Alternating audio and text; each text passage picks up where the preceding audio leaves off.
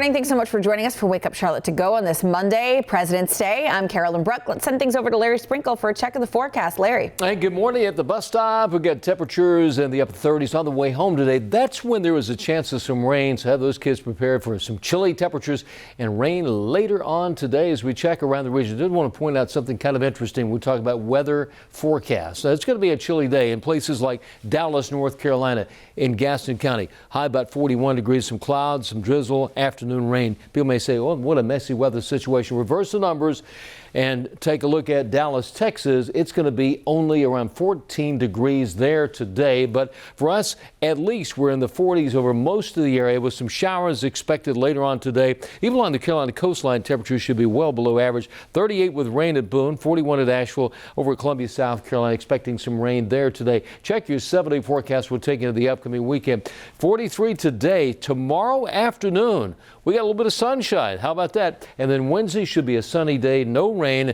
Unfortunately, the rain comes back again on Thursday. Heavy at times, a few showers Friday. This weekend, as of right now, looking pretty good. It'll be in the low to mid 50s. Sunshine on Saturday and Sunday. And that's your first one forecast, Carolyn. Larry, thanks so much. Turning to your other top stories of the day. Today, CMS elementary school students and teachers will return to the classroom for the first time this year.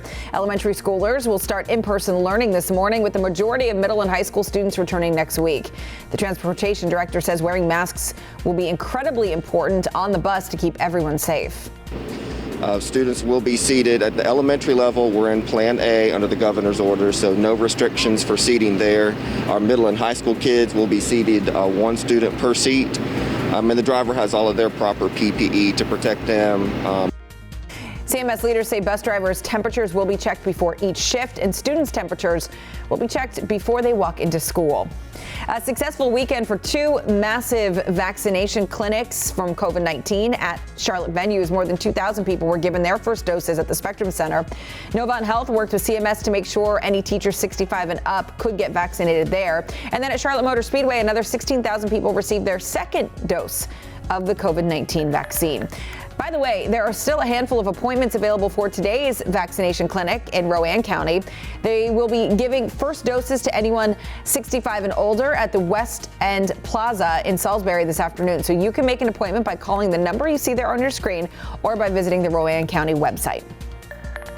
I'm Tracy Potts. Congress taking a break after the impeachment trial, and next week preparing for a vote on the Democrats' version of COVID relief, the $1,400 stimulus checks, the additional payments for an expanded child tax credit, and billions of dollars for schools, with the CDC director saying over the weekend schools can reopen even if all teachers aren't vaccinated. That's where they're headed next. Behind the scenes, lawmakers writing out the details of that bill, and now the president also asking them to deal with gun violence and enact gun control legislation after the third anniversary of the Parkland school shooting. Tracy, thank you. One of the biggest races of the year for NASCAR is in the books. Leave a comment below if you stayed up to watch the race. Michael McDowell winning his first ever career cup at the Daytona 500 on Sunday night. It was a pretty dramatic race.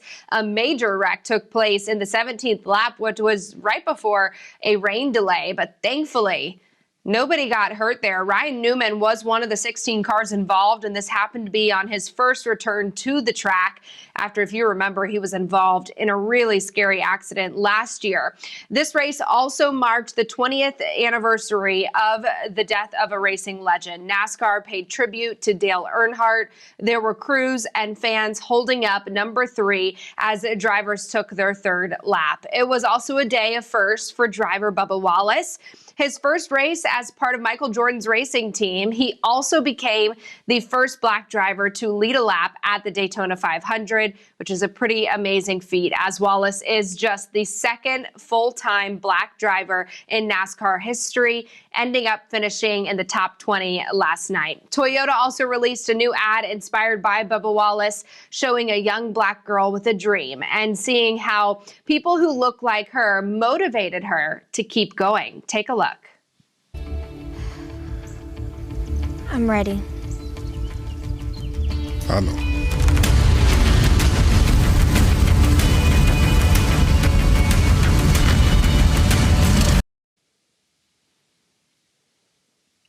really professionally great done, and the storyline is amazing. You should go watch it in its full entirety. I shared it on my Twitter. I'll go share it now on my Facebook. Carolyn, back to you. I love that ad. Rachel, thanks so much. Time now to connect the dots.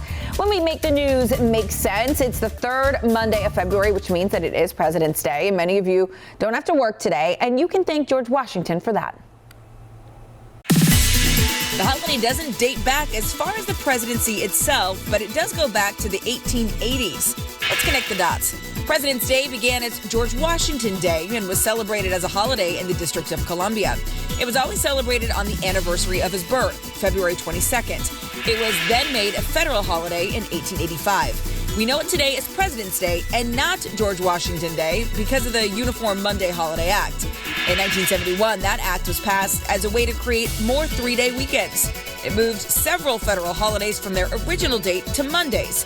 Marketers jumped at the opportunity to play up the three-day weekend with sales, and President's Day bargains were advertised at stores all across the country. The federal government has held on to the original thought of the holiday as a celebration of our first president. No matter what name you call it, it's a day to celebrate all U.S. presidents, past and present.